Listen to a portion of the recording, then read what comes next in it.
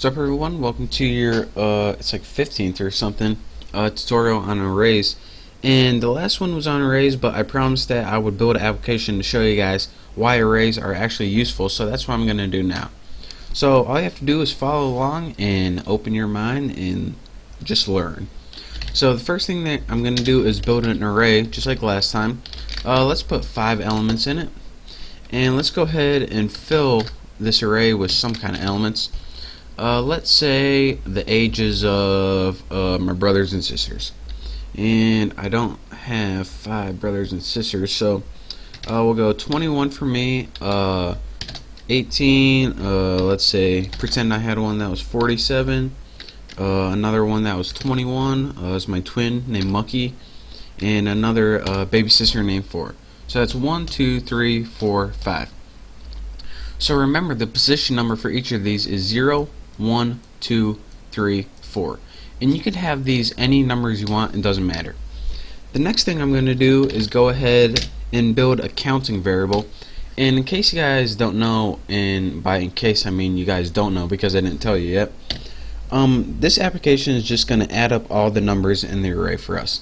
So we're going to be building a for loop later with a counting variable, so that's why I need that.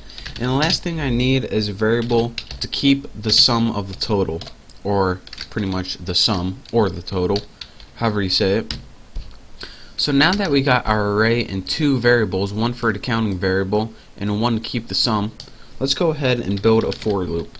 Now our first condition is I needs to start at 0, and this is because the first position number of this is going to be 0 and it's going to go to 4. So let's go ahead and add our next condition, the maximum. I is less than 5, and we have less than 5 and not equal to 5 because it's always going to be less than 5, which is 4. If we put less than or equal to, it's going to try to get that 5th number, and 0, 1, 2, 3, 4, there is no 5. It always goes from 0 to 4. Not always, but in this case. And now let's go ahead, I plus plus, since we want to just loop it through one at a time. Don't get anything fancy. So let me go ahead and, come on, format. Whatever, do this the hard way. So, wow, this is a pain in the butt right now. So next we have to write what we want our program to do.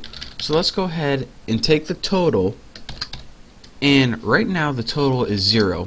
So what we want to add to it is loop through. Let me type. I can't think and type at the same time. And that is our program right there. So what this is going to do is it's going to go, alright, you now have the variable I equals 0. So we're going to take the 0th position number, which is 21, and add it to the total. Next, we're going to loop through when I equals 1. So when I equals 1, we're going to take 18 and add it to the total. So whatever 18 plus 21 is, and that's going to be the total. Next, it's just going to loop through all of that until we get through all of these right here. So, just to output something on the screen to prove to you guys that it worked, go ahead and printf. Did I get that right? Yep. Let's go ahead. How are we going to format this? The total number is, and I know I'm spelling everything wrong. I know I spelled number wrong, so don't comment 1,000 times telling me. %d. Let's go ahead and add a new line. No, we won't. Just kidding, sucker. Total. So let me just run this real quick, and then I'll explain to you guys exactly what it did one last time, so you guys aren't totally lost in the dark. So it's going to loop through, and it's going to say the total number is, again, number is 111. That's exactly what we wanted. Now, one last time, let me explain to you guys how exactly this is working. The first thing we did is build an array with 5 elements in it.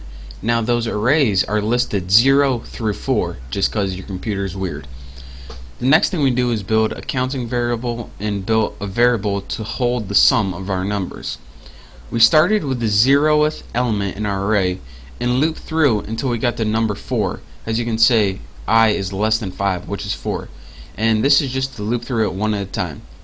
We then took each of those elements and added it into the total variable, so it looped through each time, and each time it did, it added a new number to the variable total. And at the end, you guys should know this by now, what we did is simply print out that number. So again, that is one way that you can use a loop to loop through the elements in your array. And this is just to show you guys that array isn't totally useless and you can actually use it for something. So this is a very simple program. I encourage you guys to build this. Again, I want to thank you guys for watching. Don't forget to subscribe to my channel. Again, thank you, and make sure to check out my next tutorial.